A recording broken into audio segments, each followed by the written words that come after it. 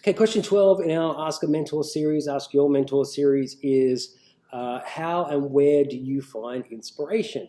Now, for me, I'm super creative, obviously, but I have to be in a space where that happens. And I always say, I need to quieten my soul for that to happen. And it's really kind of the only way that I can describe it is that I have to sit still long enough for everything to kind of settle in me, for then these ideas and this creativity and this inspiration to start bubbling out.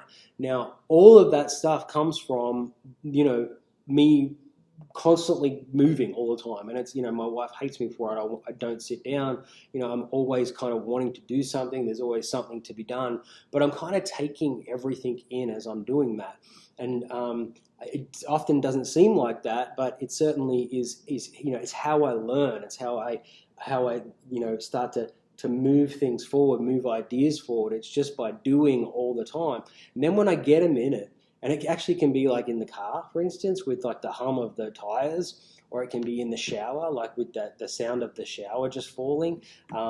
It can be, just again, going for a hike, getting into kind of nature, letting, not necessarily me being still, but I call it, letting my soul be still for a second.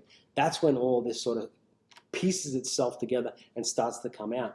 And for me, I can't stop it. So I've also had to recognize that when it's happening, pay attention to it.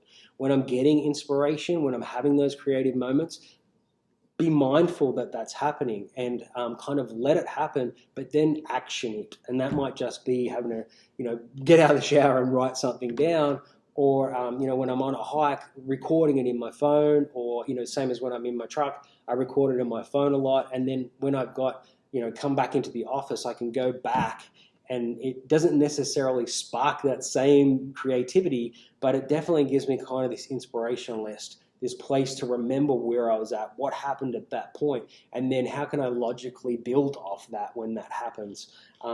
But for a long time, I didn't pay attention to that creative part. Obviously, as a songwriter and musician and all those sorts of things, you kind of have to learn to draw in on that stuff.